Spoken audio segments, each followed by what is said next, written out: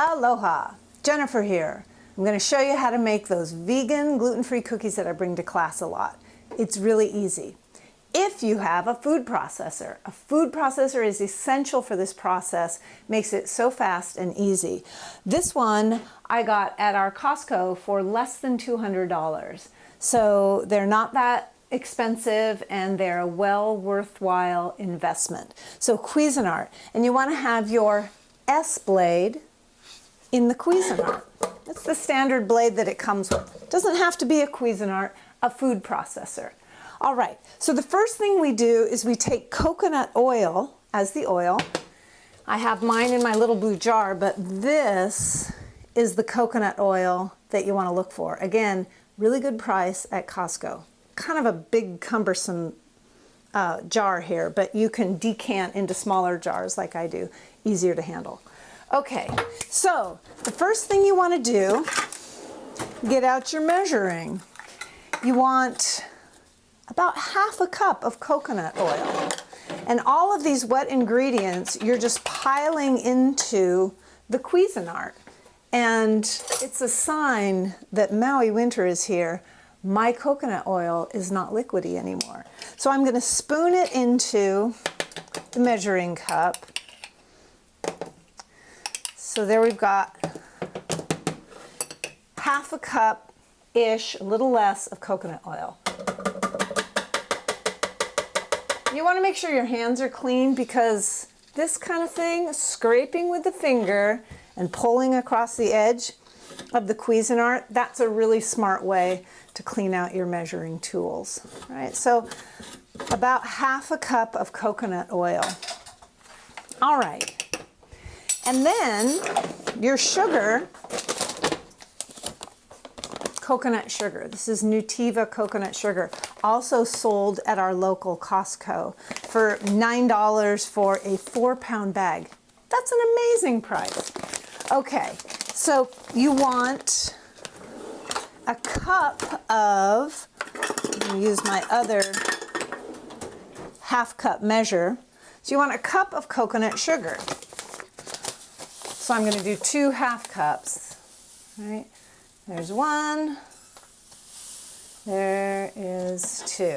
Okay, so we've got the coconut oil and the coconut sugar in our Cuisinart. Now we're going to do organic almond milk.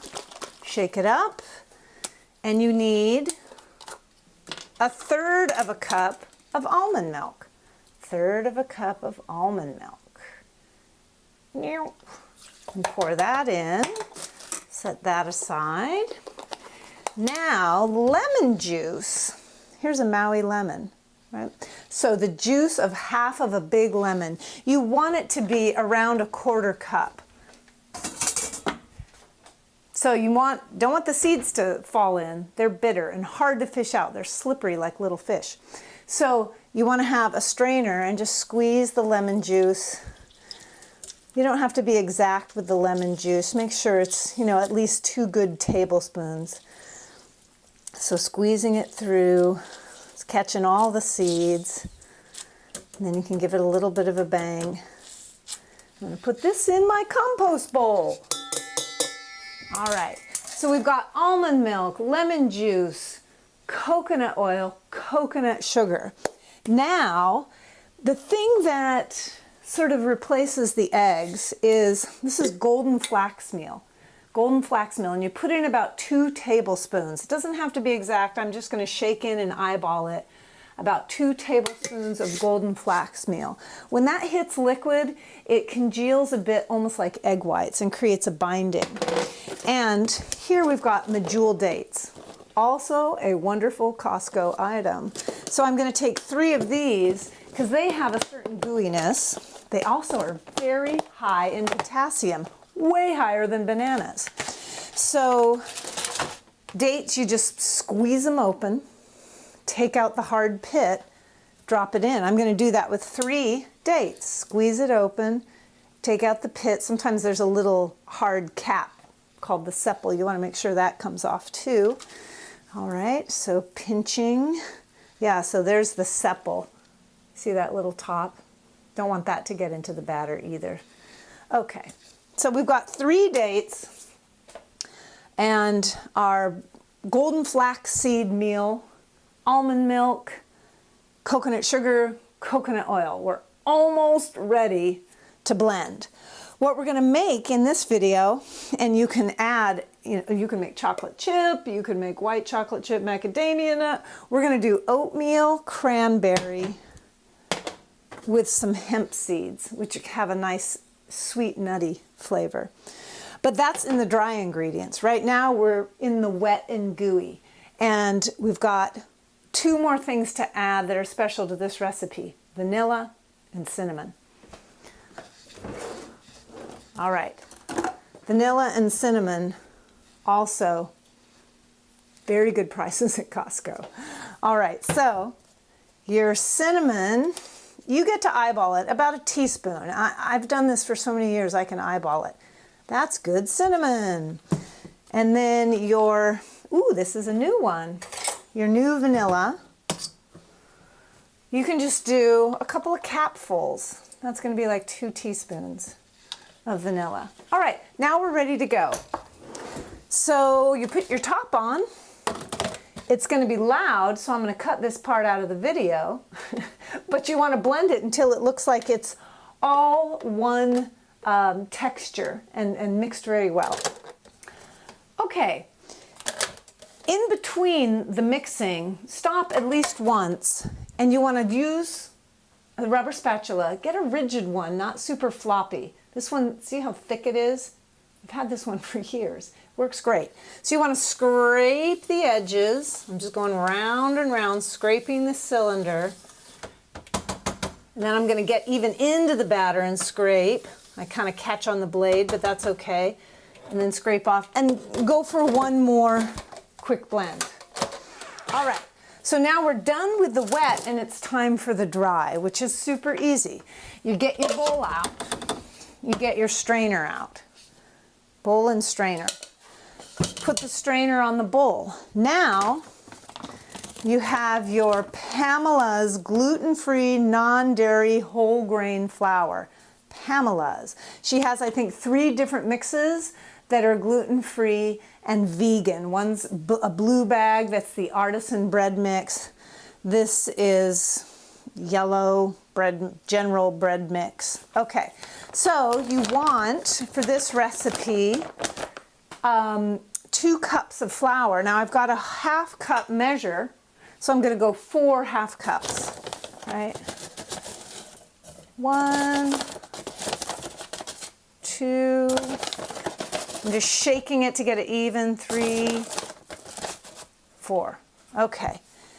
And then I have baking soda. Remember we put the lemons in the wet? With the baking soda, the acid of the lemon creates a bit of a fizzy fuzzy, and that helps give fluffiness to the cookies. All right, so this, again, I'm really good with the eyeballing. You need 2 teaspoons of baking soda, and you know how it clumps, so you can just sort of pinch it. I like using jars because you can, dole it out in the lid here like I'm doing. And then there's 1 teaspoon. There's another teaspoon. So 2 teaspoons of baking soda. And then you just shake. I'm just shaking this, and it's making everything sort of mix together and fluff up as it goes into the bowl. There's some hard stuff at the bottom. I'll just dump that.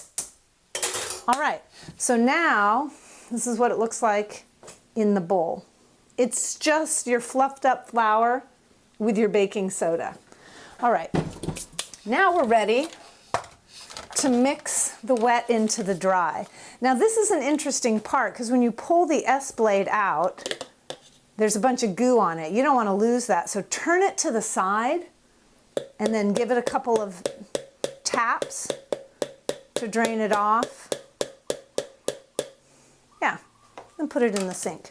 All right, and then you want your awesome rubber spatula, and you're draining, just scraping out. And you can see how dark this is. That's from the coconut sugar, which is made from the flowers of the coconut palm. Isn't that cool? Have you ever seen the flowers It's like a big bunch of grapes, but instead of grapes, there are these white flowers full of yum yum, and bees are usually buzzing all around them. So it is that flower nectar that makes coconut sugar. Isn't that cool? It's like the bees would love these cookies. All right, so you scrape that out, and then you just mix very lightly. And you know, cookie batter is quite thick, right? You can make a little ball with it. So it's gonna get thick.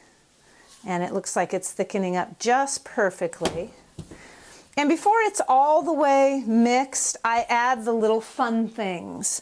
Like here we're gonna add cranberries. And you put in about half a cup. If you're using cranberries or raisins, you don't want to overwhelm the person with those little chewy bits, right? So just half a cup, maybe 3/4. All right, and then the hemp seed, I'm just putting in about half cup. Again, you can measure, but these things I can eyeball, and they're not as precise. They don't need to be as precise. All right, and then oatmeal, I'm just going to put in about a cup. About a cup of oatmeal. There. That was maybe more like 3/4 cup. All right, then I'll finish the mixing, and then there'll be a little break in the video here because you don't want to just watch while I mix, but I'll show you what it's like when I'm done. Okay, here we are back with the mixed dough. And so you can see it is quite thick. This is the texture that you want, where it's going to come up in a big gooey clump, right? Okay, now we're ready for the baking. One of the most important things for easy baking of cookies is this stuff, parchment paper. And you can get it at a natural food store. You can get it sometimes at Costco for a great deal. But it's not that expensive at all. And if you lay this over your baking sheet, it's like oil-infused paper, and it's non-stick. It's so easy to slide the cookies on and off. You'll see. But you just stretch it out, cut off a slice that's about the size of your cookie dough, or your cookie tray. Yeah, okay.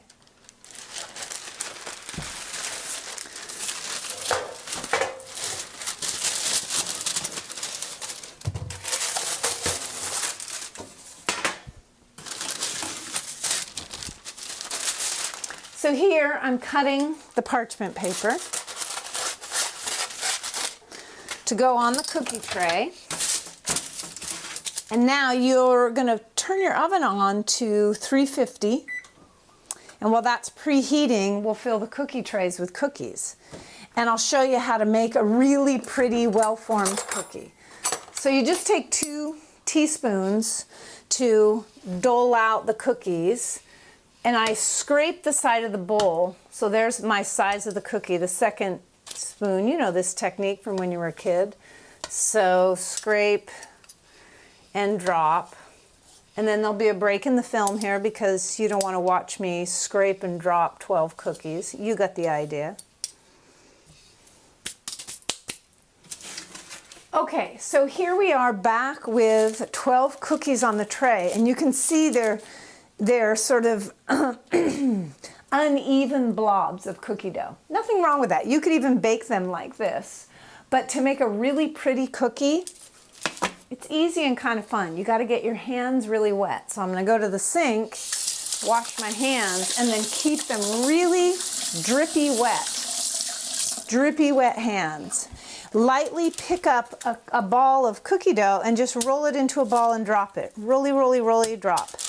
Roll, drop. And your hands are wet so the cookie dough doesn't stick so much. Yeah. Sometimes you have to stop halfway through and re-wet your hands. But it looks like I'm going to make it all the way through with this one.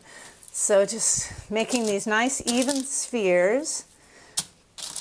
And the little coating of water on the outside makes them easy to move around. They don't stick to your fingers so much, and you can evenly arrange them on the tray. So before it goes into the oven, your tray looks like this with the parchment paper and your little even domes of cookie dough.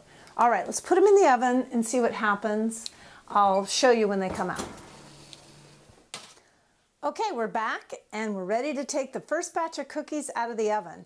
Now notice I have the second batch ready. While these were baking, I did the dishes and I got the second batch ready. Kitchen efficiency. All right, here we go. This is the coolest little hot pad towel ever. So here comes the cookies, and you can see they're perfect. And look how easy they are to take off the pan because of the parchment paper. I simply put it down. I'm holding one end, the hot end, the pan, with a hot pad. The other end of the paper, which isn't hot, I pinch and then just pull the pan out from underneath. Whoa! And now the second pan is ready to go in and bake. And I highly recommend something called a cooling rack. You know, you can get them at Walmart or whatever, and they've got these little legs. So the cooling rack here, it just takes like maybe even 30 seconds for the cookies to cool down enough for you to pick them up gingerly and put them on the cooling rack. And then the bottom side has a chance to get some airflow, and they get that just very slightly crisp outer layer and then gooey chewy inside. And yeah, cooling rack helps you get perfect cookies. All right, thanks for tuning in. Now you know how to make healthy cookies for you and your family, so go do it.